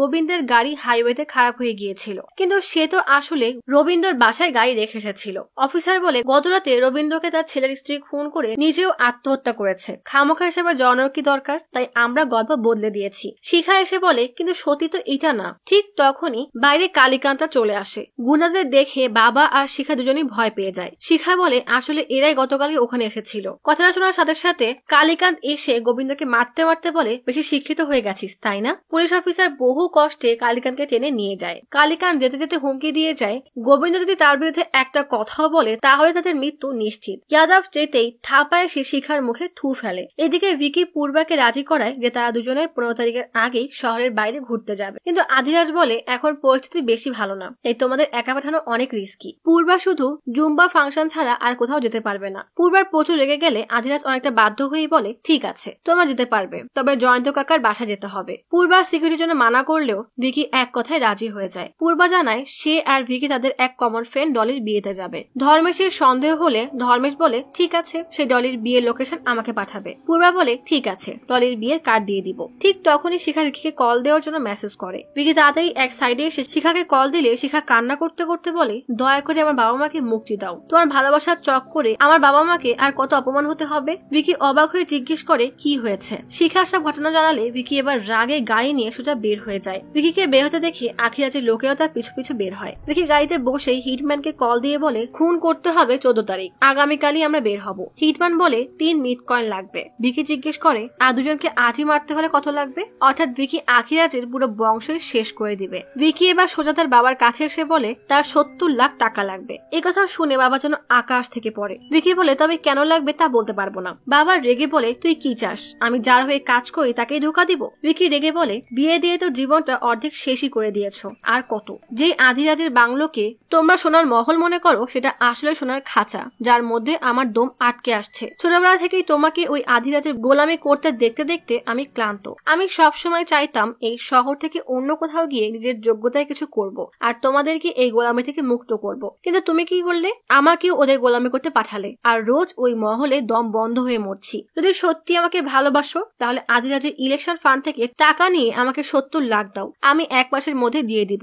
দয়া করে এই নরক থেকে আমাকে বাঁচাও। ছেলেকে বাঁচাতে বাবা এবার রাজি হয়ে চলে আসে আধিরাজের গোডাউনে, আর সারি সারি টাকার বান্ডিল থেকে একটা ব্যাগ নিয়ে সেই ব্যাগের ছবি তুলে সেখান থেকে টাকা নিয়ে ভিকিকে দেয়। ভিকি বাবাকে প্রণাম করতে গেলে বাবা আজ ভিকিকে কাছে টেনে কপালে চুমু দেয়। হিটম্যান ভিকিকে কল দিয়ে বলে টাকা পেয়ে গেছি, এখন বলো কাকে খুন করতে হবে। ভিকি বাসায় এসে সোজা তাদের রুমে আসে। পূর্বাকে জুম্বা প্র্যাকটিস করতে দেখে বলে আমার ফোনের চার্জ শেষ, তাই তোমার ফোন নিলাম। বলেই পূর্বার ফোন থেকে কালিকান্তের নাম্বার বের করে তাকে কল দিয়ে বলে পূর্বার নামে একটা পার্সেল আসবে, কালিকান্ত যেন বাহাদুরকে সাথে নিয়ে যায়। কালিকান্ত বলে কিন্তু থাপা তো সিনেমা দেখছে। ব্যাস লোকেশন জেনে হিটম্যানকে জানাতেই হিটম্যান সিনেমা হলে এসে বাহাদুরের পেছনে বসে মুখ চেপে গলা কেটে খুন করে। তারপর প্রমাণ মুছতে বাহাদুরের লাশের উপরে অ্যাসিড ঢেলে দেয়। এরপর শিখাদের শাসিয়ে আসা সেই পুলিশ অফিসার এবং কালিকান্তকে খুন করে। কাজ শেষে লাশের ছবি ভিকিকে দিয়ে দেয়। আসলে কোনো সৎ ব্যক্তি যখন কোনো অসৎ কাজ করে সেটা করে শুধুমাত্র নিজের সততার উপরে বদলা নেওয়ার জন্য, যেমনটা ভিকি এখন করছে। পরের দিনই ভিকি পূর্বাকে নিয়ে শহরের বাইরে চলে আসে। এদিকে সেই হিটম্যানও সেখানে এসে পৌঁছায়। তবে পূর্বার কাজিন ছিল গর্ভবতী। হিটম্যান চিলিং নামের এক পাহাড়ে উঠে তার পজিশন নিয়ে ভিকিকে মেসেজে জানিয়ে দেয়। প্ল্যান হলো আগামীকাল ওই চিলিং পাহাড়ে যাওয়ার পথে হিটম্যান স্নাইপার দিয়ে গুলি করে পূর্বাকে খুন করবে। পূর্বার মৃত্যুর কথা কল্পনা করতে করতে ভিকি মজা করে মোমো খেতে থাকে। এদিকে তার প্রাণপ্রিয় শিখাকে মনোহরের ছেলে সুন্দর দেখতে এসেছে। সুন্দর তার জঘন্য র‍্যাপ সং শুনিয়ে শিখার মাথা খাচ্ছে। শিখাও বাধ্য হয়ে বলে অনেক ভালো হয়েছে। তবে শিখা সুন্দরকে তার আর ভিকি রিলেশনের বিষয়ে জানিয়ে দেয়। সুন্দর কিছুক্ষণ চুপ থেকে বলে আমার কোনো সমস্যা নাই, অতীত থাকতেই পারে, ভালোবাসা কি আর বলে কয়ে হয়। হিটম্যান চিলিং পাহাড়ের উপরে উঠতে গিয়ে লক্ষ্য করে তার নিঃশ্বাস নিতে কষ্ট হচ্ছে, অর্থাৎ পাহাড়ের উপরে অক্সিজেন কম। পূর্বা ভিকিকে জিজ্ঞেস করে তোমার বিয়ের সেই কার্ড দেখালে না? বেচারা ভিকি আমতা আমতা করতে করতে মোবাইলের দিকে তাকাতেই দেখে শিখা তাকে ডলি নামের কার্ড পাঠিয়ে মেসেজে লিখেছে কার্ডটা নকল হলেও বিয়েটা আসল। এমন মেসেজ দেখে ভিকি বেচারা যে কি রিয়াকশন দেবে তা নিজেও বুঝে উঠতে পারে না। শিখার দিকে তার ল্যাগেজ উঠাচ্ছে, ঠিক তখনই ভিকি মেসেজে লেখে জীবন একটাই, আর এই জীবন তোমার সাথে কাটাতে আমি সব করতে পারবো যদি তুমি আমার সাথে থাকো। শিখা মেসেজ ডিলিট করে আবার তার ল্যাগেজ গোছানোর কাজে মনোযোগ দেয়। আর ভিকি এদিকে 2 চোখের পাতা এক করতে পারছে না। হিটম্যানের পাহাড়ের চূড়ায় উঠতে উঠতে অবস্থা কাহিল। অক্সিজেনের অভাবে আর ঠান্ডায় ক্লান্ত হয়ে ঘুমিয়ে পড়ে। সকালে বের হওয়ার সময় শেফালির স্বামীর জরুরি কাজ থাকায় শেফালি একাই ভিকি আর পূর্বাকে নিয়ে চিলিং পাহাড়ের উদ্দেশ্যে বের হয়। তবে বের হওয়ার আগে ভিকি চালাকি করে 3 জনের ছবি তোলার নাম করে গাড়ির নাম্বার প্লেটের ছবি তুলে হিটম্যানকে মেসেজ করে দেয়। ভিকির মেসেজে হিটম্যানের ঘুম ভাঙে। বেচারা অক্সিজেনের অভাবে সব ঘোলা ঘোলা দেখছে, তবুও কোনো রকম নিজেকে ঠিক করে নেয়। ভিকির গাড়িতে উঠে হিটম্যানকে মেসেজে জানিয়ে দেয় পূর্বার পেছনে ডান সিটে বসা। হিটম্যান বলে পূর্বাকে সামনে সিটে বসাতে। ভিকি হঠাৎই বলে যদি পূর্বার সামনে বসে তাহলে ভিকি গাড়ি চালাবে। পূর্বাও খুশি খুশি তাই করে, কিন্তু গাড়ি যখনই চিলিং পাহাড়ের কাছে পৌঁছায় ঠিক তখনই গাড়ি নিচে একটা পাথর পড়ায় গাড়ি ঝাঁকি দেয়। ফলে শেফালি ব্যথায় চিৎকার করে ওঠে। ভিকি তাড়াতাড়ি গাড়ি থামালে পূর্বা বলে এটা পাহাড়ি রাস্তা, এই রাস্তায় ড্রাইভারই গাড়ি চালাক। বলেই ভিকি আর পূর্বা পেছনের সিটে বসে আর শেফালি সামনে সিটে বসে। পাহাড়ের আড়ালে গাড়ি থাকায় হঠাৎ গাড়ি দেখতে না পেয়ে হিটম্যান চিন্তায় পড়ে যায়। অক্সিজেনের কারণে বেচারা তখন বেহুশ হওয়ার উপক্রম। গাড়ি আবার চলা শুরু করলে ভিকি তাড়াতাড়ি মেসেজ করে গুলি যেন না করে, কিন্তু দুর্ভাগ্যবশত মেসেজ দেখার আগেই ফোনে চার্জ না থাকার কারণে বন্ধ হয়ে যায়। ওপাশ থেকে কোনো সাড়া না পেয়ে ভিকি হিটম্যানকে কল দিতে বলে। হিটম্যান আগের অর্ডার অনুযায়ী গাড়ির সামনের সিট লক্ষ্য করে গুলি চালিয়ে দেয়। তবে অক্সিজেনের অভাবে ঠিক তখনই সে অজ্ঞান হয়ে যায় আর গুলি গিয়ে লাগে গাড়ির সামনের কাছে। চিলিং পাহাড়ের পাশের বৌদ্ধ মন্দির থেকে 2টা বাচ্চা পাহাড়ে ঘুরতে আসে দেখে দূরে একটা গাড়িতে হঠাৎ গুলি লাগলো আর গাড়িটা ঘুরিয়ে রাস্তার পাশে চলে গেল। গাড়ি থামতেই পূর্বা তাড়াতাড়ি নেমে দেখে শেফালি ঠিক আছে কিনা। তাড়াতাড়ি শেফালিকে অন্য গাড়িতে করে নিয়ে চলে যায়। ঠিক তখনই হিটম্যান বেহুশ হয়ে পাহাড়ের উপর থেকে নিচে গড়িয়ে পড়ে যায় আর বাচ্চা 2টা দৌড়ে হিটম্যানের কাছে যায়। পূর্বাকে খুন করার প্ল্যান ফেল হয় বেচারা ভিকি ব্যাপক চিন্তিত। ক্লিনিকের সামনে বসে হিটম্যানকে একের পর এক কল দিয়েই যাচ্ছে। ঠিক তখনই পূর্বা এসে বলে, আমাকে বিকাশগঞ্জ থেকে পুলিশ কল দিয়েছিল। আমি যে দুজনকে ডলির পিছু করতে পাঠিয়েছিলাম তাদেরকে নৃশংসভাবে খুন করা হয়েছে। ভিকি সব জেনেও এমন ভাব করে যেন ওই দুজনের নাম আজই প্রথম শুনলো। পূর্বা বলে, তার মানে আজ আমাদের উপরে অ্যাটাক হয়েছিল। শেফালির সামনে থাকায় ওর উপর দিয়ে গিয়েছে বলেই ধর্মেশকে কল দিয়ে সব জানিয়ে দেয়। ধর্মেশ বলে, আমাকে ডলির ঠিকানা পাঠাও। পূর্বার সাথে সাথেই ভিকির ফোন থেকে ডলির বিয়ের কার্ডের ছবি নিয়ে ধর্মেশকে পাঠিয়ে বলে, খুঁজে বের করো এসব কার কাজ, আর তাকেও ঠিক এভাবে খুন করবে। পূর্বা কল কেটে বলে, ডলির সাথে দেখা না হওয়া পর্যন্ত আমরা দিল্লি ফিরবো না, আর দোয়া করো ডলি যেন এসব ইনভলভ না থাকে, না হলে ওর অবস্থা খুবই ভয়ানক হবে। পূর্বা ক্লিনিকের ভেতরে যেতেই হিটম্যান ভিকিকে মেসেজ পাঠিয়ে বলে তাকে কল দিতে। ভিকি কল দিয়ে জিজ্ঞেস করে, 5 ঘন্টা ধরে ট্রাই করছি, তুমি কোথায় ছিলে? হিটম্যানের কথা বলতে কষ্ট হচ্ছিল, তবুও বহু কষ্টে লোকেশন বলতেই ভিকি গাড়ি নিয়ে সোজা মন্দিরে চলে আসে। ভিকিকে এইভাবে বের হতে দেখে পূর্বাও তার লোকদের নিয়ে সেদিকেই যায়। ভিকি মন্দিরে পৌঁছাতেই সেই দুইটা বাচ্চা ভিকির হাত ধরে হিটম্যানের রুমে নিয়ে আসে। ভিকি হিটম্যানের কাছে যেতে গেলে হিটম্যান বলে, আমাদের মধ্যে দূরত্ব রাখো, যেন আমরা একে অপরকে চিনতে না পারি, এটাই আমাদের জন্য ভালো। ভিকি বলে, যেভাবেই হোক কাজটা আজকেই শেষ করো। হিটম্যান বলে, আজ সম্ভব না, আমি পরশু ভোপালে যাব, যেখানে তোমার স্ত্রীর ফাংশন হবে। তুমি অডিয়েন্সের মধ্যে চুপচাপ বসে থাকবে, যখন বলবো বের হয়ে যাবে। তুমি বের হওয়ার পরেই ব্লাস্ট হবে। ভিকি জিজ্ঞেস করে, অন্য কোনো উপায় নেই? ব্লাস্ট হলে অনেক মানুষ মারা যাবে। হিটম্যান বলে, এত ভালো সাজার তো দরকার নেই, গতকাল তোমার কথা মতো 2 জনকে খুন করেছি। ভিকি কিছুক্ষণ চুপ থেকে বলে, আমার নাম আসবে না তো? হিটম্যান বলে, সেটা তো আমার কাজ না, তবে তোমার সাথে তোমার স্ত্রীর সম্পর্ক কেমন সেটা কি সবাই জানে, বা তোমার স্ত্রীর মনে হয় যে তুমি তাকে ভালোবাসো? ভিকি মাথা নাড়িয়ে বলে, জানি না। হিটম্যান বলে, ঠিক আছে, তুমি আজ এমন অভিনয় করো যেন তোমার স্ত্রী সহ সবার এমন লাগে যে তুমি তাকে অনেক ভালোবাসো, আর তাহলেই সে মারা গেলে সন্দেহ তোমার উপরে আসবে না। এদিকে মন্দিরে সে ভিকিকে খুঁজতে খুঁজতে সেই 2 বাচ্চা ছেলের কাছে আসলে তারা পূর্বাকে নিয়ে ভিকির কাছে আসতে থাকে। তবে ভাগ্য ভালো যে ততক্ষণে ভিকি হিটম্যানের রুম থেকে বের হয়ে গেছে। সামনে পূর্বাকে দেখতেই পূর্বা জিজ্ঞেস করে, তুমি এখানে কেন এসেছো? ভিকি বলে, আমি এখানে পূজা দিতে এসেছিলাম। আসলে আজ যা হলো আমি কোনোভাবেই এসব মানতে পারছিলাম না, আর কয়েকদিন থেকেই আমি নিজের সাথে নিজে যুদ্ধ করছিলাম যে আমি তোমাকে ভালোবাসি কিনা। তবে আজকের ঘটনায় মনে হলো তোমাকে যদি হারিয়ে ফেলতাম তাহলে আমি সত্যি নিজেকে হারিয়ে ফেলতাম, কারণ কিছুক্ষণ আগেই তুমি ওই সিটে বসা ছিলে। আমি তোমাকে সত্যি অনেক ভালোবাসি পূর্বা। ভিকির মুখে এই কথা শুনে পূর্বা খুশিতে ভিকিকে জড়িয়ে ধরে। ভিকিও পূর্বার সাথে মিথ্যা ভালোবাসার নাটক চালিয়ে যায়। পূর্বাকে বিশ্বাস করানোর জন্য সারাদিন বিভিন্ন জায়গায় ঘোরে, ক্যাম্পিং করে। আজ ভিকি পূর্বাকে বলে, আমার বন্ধু হবে। তারপর সারাদিন অনেক সুন্দর সময় কাটায়। এদিকে শিখার সাথে সুন্দরের এঙ্গেজমেন্ট হয়ে যায়। তবে শিখা এখনো তার সাথে ভিকিকেই কল্পনা করছে। ভিকি এখনো পূর্বার সাথে ভালো স্বামী হওয়া নাটক চালিয়ে যাচ্ছে। রাতে পূর্বা ঘুমিয়ে যেতেই ভিকি লুকিয়ে আরেক রুমে এসে কিভাবে কান্না করতে হয় তার টিউটোরিয়াল সার্চ করে। একটা ভিডিওতে দেখে একজন অ্যাক্টর বলে সে কান্নায় অভিনয় করার জন্য নিজের মনের মধ্যেই 10 থেকে 1 পর্যন্ত গুনতে থাকে আর নিজেকে কান্নার জন্য প্রস্তুত করে। তবে অভিনয় করে কান্না কি এতই সহজ? এদিকে সকাল হতেই আধিরাজের গোডাউনে ব্লাস্ট হয়। ধর্মেশ এসে আধিরাজকে জানায় গোডাউনে তাদের সব টাকা রাখা ছিল আর অপোজিশন পার্টির চক্রান্ত করে গোডাউন জ্বালিয়ে দিয়েছে। ভিকি তখনও কান্নার প্র্যাকটিসে ব্যস্ত। ঠিক তখনই পূর্বা আসলে আধিরাজ পূর্বাকে কল দেয়। পূর্বা আধিরাজকে জানায় যে সে ভিকির সাথে অনেক খুশি, এমনকি তারা বাচ্চা নেওয়ার প্ল্যানও করছে। একথা শুনে খুশি হয়ে আধিরাজ ভিকির সাথে কথা বলতে যায়। আধিরাজ বলে, সব শুনে ভালো লাগলো, তবে তুমি পূর্বার ফাংশন দেখতে ভোপাল যেতে পারবে না। তোমাকে লাদাখেই জয়ন্ত চাচার কাছে থাকতে হবে। সে তোমাকে কিছু টাকা দিবে, টাকা হাতে পেতে তুমি লখনউ যাবে। ভিকি বেচারার প্ল্যানে আবার বাধা দেখে সে পূর্বাকে পটানোর চেষ্টা করে বলে, আমি তোমার প্রথম ফাংশনে থাকতে চাই, আর দেখো তোমার বাবা আমাকে এখানেই থাকতে বলছে। পূর্বা বাবাকে কল দিলে আধিরাজ বলে, তুমি যদি চাও তোমার বাবা ইলেকশনে হেরে যাক তাহলে ভিকিকে সাথে নিয়ে যাও। পূর্বা বুঝে যায় এবার নিশ্চয়ই বড় কোনো সমস্যা হয়েছে। ভিকি হিটম্যানকে কল দিয়ে জানায় সে ভোপালে যেতে পারবে না। হিটম্যান বলে, সমস্যা নেই, তুমি টার্গেটের ছবি পাঠিয়ে দাও আর সাথে 10 লাখ টাকা। ভিকি রেগে বলে, এত টাকা আমি কোথায় পাবো? হিটম্যান বলে, তা আমি কি জানি, কাল 8টার মধ্যে টাকা না পেলে কাজ হবে না। ভিকির তো রাগে গা চলে যায়। এদিকে ধর্মেশের এক লোক শিখার ছবি দেখে বলে, এটা তো ট্রেন মাস্টার আগারওয়ালের মেয়ে, ওকে তো আমরা আগেই খুন করেছি। ধর্মেশ রেগে লোকটাকে চড় মেরে বলে, লাশ ভালো করে দেখেছিলি? লোকটা বলে, না। ধর্মেশ এবার সেই গুন্ডাদের কাছে আসে যাদেরকে শিখাকে খুন করতে পাঠানো হয়েছিল। একজনকে গুলি করে খুন করতেই অন্যজন ভয়ে সব সত্য বলে দেয় যে সেদিন শিখার পিছু করতে করতে সে হঠাৎ গায়েব হয়ে যায়। তারা জানতো ধর্মের সত্য জানতে পারলে তাদেরকে আর আস্ত রাখবে না, তাই গ্রামের অন্য একটা মেয়েকে খুন করে লাশ নদীতে ফেলে দেয়। ধর্মেশ প্রচুর রেগে সেই লোকটাকেও মেরে ফেলে আর দিল্লির উদ্দেশ্যে রওনা দেয়, কারণ ডলির বিয়ের ভেন্যু দিল্লিতে। এদিকে দিল্লিতে বসে শিখা পূর্বার ইনস্টাগ্রামে ভিকির সাথে হাসি খুশি ছবি দেখে মন খারাপ করে বসে থাকে। শিখা ভেবে নেয় ভিকি পূর্বার সাথে খুব ভালোই আছে। দেখতে দেখতে 16 জানুয়ারি জানুয়ারি সকাল হয়ে যায়। আজ সেই দিন যেদিন ফাইনালি পূর্বাকে খুন করা হবে। পূর্বা ভোপালে যাওয়ার জন্য ব্যাগ প্যাক করছে। ঠিক তখনই আধিরাজ কল দিয়ে জিজ্ঞেস করে পূর্বা জুম্বা ক্লাসের অ্যাডভান্সের টাকা কোথায় রাখা আছে। পূর্বা প্রথমে বলে গোডাউনে, পরে বলে না আমার রুমের লকারে রাখা। এদিকে সূর্যকান্ত সব টাকার হিসাব দেখছে। ঠিক তখনই পূর্বা সেই ব্যাগ আনলে দেখা যায় এটা সেই ব্যাগ যেই ব্যাগ থেকে সূর্যকান্ত তার ছেলের জন্য টাকা চুরি করেছিল। কি মজার ব্যাপার তাই না?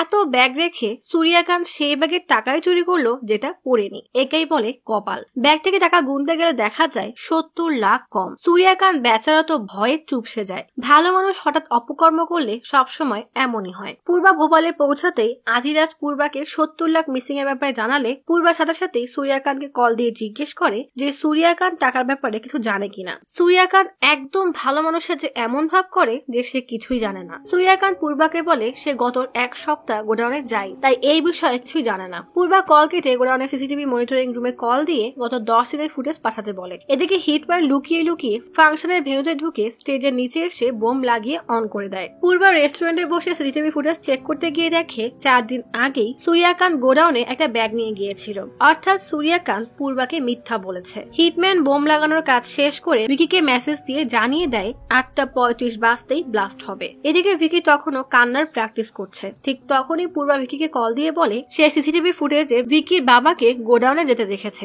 অথচ সূর্যকান্ত পূর্বাকে বলেছে যে সে গোডাউনে এক সপ্তাহ যায়নি। পূর্বা বিষয়টা আধিরাজকে জানাতে চাইলে ভিকি বলে তুমি একটু অপেক্ষা করো, আমি আগে বাবার কাছে শুনে নেই, হয়তো কোনো কারণ আছে যার জন্য সে এমন করতে বাধ্য হয়েছে। ভিকির কথায় পূর্বা আধিরাজকে কিছু জানায় না, তবে তার মনে সন্দেহ ঢুকে যায়। ঠিক 8:10 পূর্বা ভেন্যুতে পৌঁছায়। এদিকে একজন সিকিউরিটি গার্ড ওয়াশরুম চেক করতে আসলে হিটম্যান তাকে মেরে অজ্ঞান করে ফেলে। 8:29 পূর্বা স্টেজে যেতে গেলে বিলাসগঞ্জের ইন্সপেক্টর জানায় সে কালীকান্তের মোবাইল ট্যাপ করেছে। কালীকান্তকে সর্বশেষ কল দিয়েছিল বিক্রান্ত। একথা শুনে পূর্বার বেশ খটকা লাগে, তাই সে কল রেকর্ডিং অন করতে বলে। কলে বিক্রান্তকে কোনো প্যাকেজের কথা বলতে শুনে পূর্বার সাথে সাথেই বিক্রান্তকে কল দিয়ে জিজ্ঞেস করে তুমি সেদিন কালীকান্তকে কল দিয়ে কোনো প্যাকেজের কথা বলেছিলে? বিকি যেন আকাশ থেকে পড়ে এমন অভিনয় করে বলে কালীকান্তকে? পূর্বা প্রচুর রেগে বলে নাটক করা বন্ধ করো, 10 মিনিট পর তোমাকে কল দিব। বলেই ফোনটা বিকির বোন পল্লবীকে দিয়ে স্টেজে চলে যায়। পল্লবী হলে আছে জানতে পেরে বিক্রান্তের তো পাগলের মতো অবস্থা হয়ে যায়। এদিকে আর মাত্র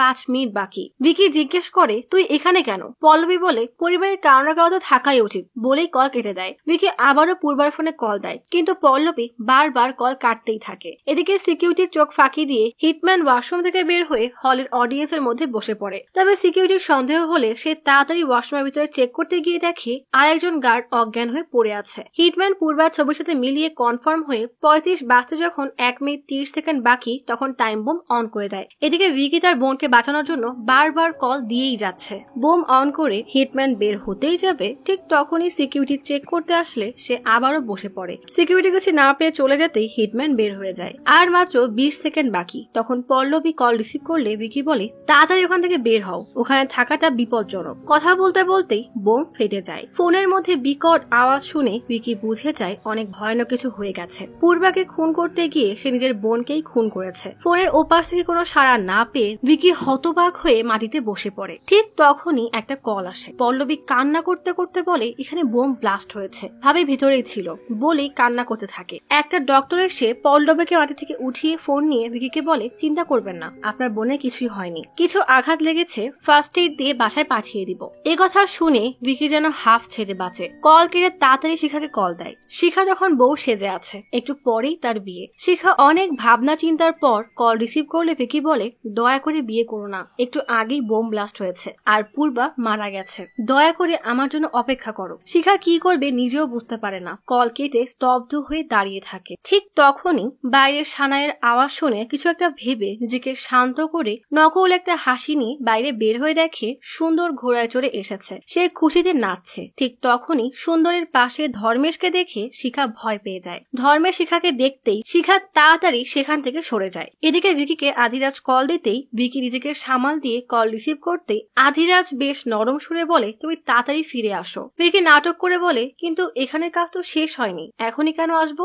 আধিরাজ বলে ওসব বাদ দাও, তুমি আগে আসো। পরের দিন সকালে ভিকি আধিরাজের অফিসে পৌঁছালে দেখে সবাই তার দিকে কিভাবে যেন তাকাচ্ছে আর আশেপাশে সব স্তব্ধ। ভিকি ভিতরে আসতেই দেখে সূর্যকান্ত আর আধিরাজ চুপ করে বসে আছে। ভিকি খুব চিন্তিত এমন অভিনয় করে বলে কেউ কিছু বলছেন না কেন, কি হয়েছে? আধিরাজ ভিকিকে তার পাশে বসিয়ে বলে, একটা খারাপ সংবাদ আছে। ভিকি নকল কান্নার জন্য মনে মনে 10 থেকে 1 পর্যন্ত উল্টা গুনতে শুরু করে। ভিকির চোখে পানি প্রায় এসেই গেছে। ঠিক তখনই আধিরাজ বলে, পূর্বাকে কিডন্যাপ করা হয়েছে। এই কথা শুনে ভিকির আর অভিনয় করার দরকার হয় না। আপনার আর আমার মতো সে সত্যি সত্যি অবাক হয়ে যায়। সে সত্যি সত্যি অবাক হয়ে জিজ্ঞেস করে, কিডন্যাপ হয়েছে? ঠিক তখনই কিডন্যাপার কল দিয়ে ভিকিকে ফোন দিতে বলে। ভিকির তো ভয়ে গলা শুকিয়ে কাট। বেঈমান হিটম্যান বলে, আমাকে আগে বলনি কেন যে তোমার স্ত্রী আধিরাজ আওয়াস্তির মেয়ে? বলেই পূর্বার গলা শুনিয়ে বলে, শুনেছো, সে এখনো বেঁচে আছে। এখন তোমাকে আমাকে 100 কোটি দিতে হবে, যার 84 লাখ তুমি আগেই দিয়েছো। বাকি আছে 99 কোটি 16 লাখ। তাড়াতাড়ি দিও, না হলে আমি একে নিয়ে বাসায় চলে আসবো। একেই বলে নিজের ফাঁদে নিজেই ফেসে যাওয়া। একদিকে ব্ল্যাকমেইলার, অন্যদিকে পূর্বা। আধিরাজ আর ধর্মেশ তো আছেই। এ যেন পানিতে কুমির আর ডাঙায় সিংহ এমন অবস্থা। আর এখানেই শেষ হয়ে যায় ইয়ে কালি কালি আঁখে সিজন 1। তবে যেতে যেতে রেখে গেল হাজারো প্রশ্ন। শিখা শেষমেশ বিয়ে করলো কিনা, নাকি ধর্মেশ তাকে খুন করলো, নাকি শিখা কোনোভাবে পালিয়ে আবার নিজের জীবন বাঁচালো। এদিকে ব্ল্যাকমেইলার পূর্বাকে না মেরে কিডন্যাপ কেন করলো? শুধুমাত্র টাকার জন্য, নাকি তার অন্য কোনো উদ্দেশ্য আছে? আর সব সত্য জানাজানি হলে ভিকি আর তার বাবার কি হাল হবে? আর সবচেয়ে গুরুত্বপূর্ণ প্রশ্ন, গল্পের প্রথমে দেখানো সেই সিনে ভিকি মরুভূমির ওই এলাকায় পৌঁছালো কিভাবে, আর কেই বা তাকে মারতে চায়? আপনাদের সাথে আমিও ইয়ে কালি কালি আখের সিজন 2 এর অপেক্ষায় রইলাম। তবে খুশির খবর হলো 1 মাস আগেই সিজন 2 এর অ্যানাউন্সমেন্ট টিজার রিলিজ হয়েছে। হয়তো এই বছরেই ভালোবাসা, হিংসা, পাগলামিতে ভরা এই সিরিজের পরবর্তী অংশ দেখতে পাবো। আজ তাহলে এখানেই চলে যাচ্ছি। শীঘ্রই ফিরবো নতুন অথবা পুরাতন ইউনিক কোনো মুভির গল্প নিয়ে। ফিরে আসা পর্যন্ত লাইক, কমেন্ট এবং সাবস্ক্রাইব করে অচিরার গল্পসপের সাথেই থাকুন। পাশে থাকা বেল আইকনটি ক্লিক করে রাখুন। দেখা হবে পরের ভিডিওতে।